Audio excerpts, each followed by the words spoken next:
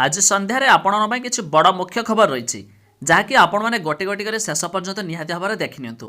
तबे प्रथम खबरटी होउछि आज राज्य में विभिन्न स्थान में वर्षा संभावना पुणी शीतरे थरहर हेबे लोके पुणी लेउटिला वर्षा आसंता 2 दिन धरी ओडिशार किछि स्थान में हल्का वर्षा हेबो। उत्तर पश्चिम ओडिशा समेत उपकूल और आभ्यंतरीण ओडिशा रे पाग कोहला रहिबा सह वर्षा होई पारे। दक्षिण ओडिशा समेत अन्य जिलागुड़िक आज भली ठंडा जारी रहिबो। आंचलिक पाणीपाग विज्ञान केन्द्र पक्षर पूर्वानुमान कराउछि जे फुलबाणी और दारिंगबाड़ी में राज्यर सर्वनिम्न तापमात्रा रहिबो। आज पूर्वाह्न सुधा सुंदरगढ़ नुआपड़ा नवरंगपुर और मयूरभंज जिलार गोटे दुईटी स्थान में हल्का वर्षा होबार संभावना रही। तबे आपण मानक जिले में वर्षा हेउछि कि नहीं एमितिक आपण मानकर केउ जिला निहाती कमेंट करी आमक जणाइबे।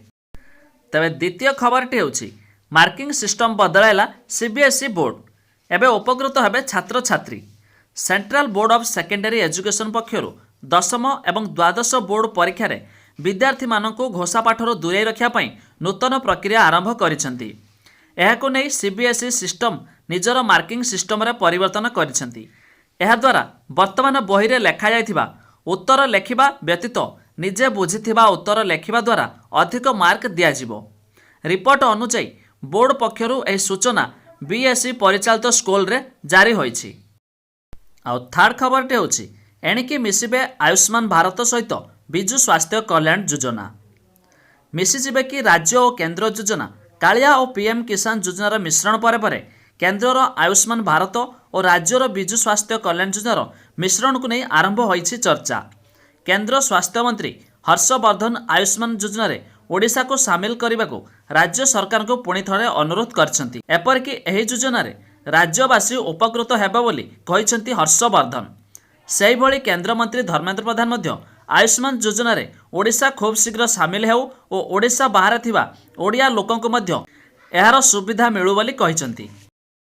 आ 4 रे हेउछि नुआ वर्षर भारतीय बजार रे Xiaomi कंपनी लॉन्च करिवो Mi Note 10 Pro। चीन रो स्मार्टफोन निर्माणकारी कंपनी Xiaomi जहाको आपण Mi नाम रे जानिछंती सेही कंपनी निजर Note 10 सीरीज रो खूब शीघ्र भारतीय बजार रे प्रवेश करबा को जाउछि। एहा पूर्वरु Mi Note 10 Pro स्मार्टफोन को स्पेन रे कंपनी लॉन्च करथिला। एही मीडिया रिपोर्ट अनुसार कंपनी एही फोन को नुआ वर्ष आरंभ रे भारतीय बजार रे लॉन्च करिया पई लक्ष्य रखिछि। एथिरे यूजर मानकु 108 मेगापिक्सल रो primary camera sensor HD display और दमदार प्रोसेसर सुविधा मिल जाय पारिबो। सूत्र अनुसार एही फोन रो दर भारतीय बजार रे 50,000 रु 55,000 भीतर रहिबो बोली आशा करा जाउछि। आ लास्ट खबरटी होछि राजधानी एक्सप्रेस रे स्थान पाइला ओडिशार कला संस्कृति। राजधानी एक्सप्रेस रे स्थान पाइला ओडिशार कला संस्कृति। भुवनेश्वर स्टेशन रे उत्कलर संस्कृति और कला चित्रता होइथिबा भुवनेश्वर नुआ दिल्ली राजधानी एक्सप्रेस को सबुज पताका देखाई गुरुवार केंद्र मंत्री धर्मेंद्र प्रधान शुभारंभ करिसेंती।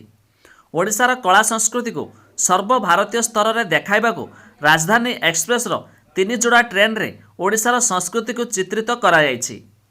एमिति आउरी वीडियो देखिया पई ए वीडियो गोटे लाइक करंतु आ हम चैनल सो जुड़िया पई एबे सब्सक्राइब करी पाखर आसुथबा घंटी चिन्ह को दबांतु ता सहित ऑल सिलेक्ट करंतु जहा फल हम जते बेले किछि वीडियो पकेबी आपण देखि पारबे सर्वप्रथम।